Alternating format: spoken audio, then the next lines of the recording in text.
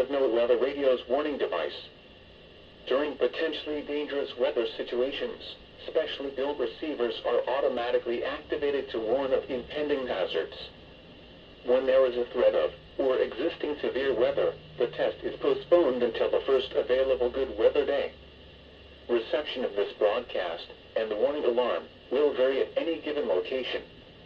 This variability, normally more noticeable at greater distances from the transmitter, may occur even though you are using a good quality receiver in perfect working order. The warning alarm will be activated for warnings in selected watches affecting locations in portions of West Kentucky, Southeast Missouri, Southern Illinois, Southwest Indiana, and Northwest Tennessee.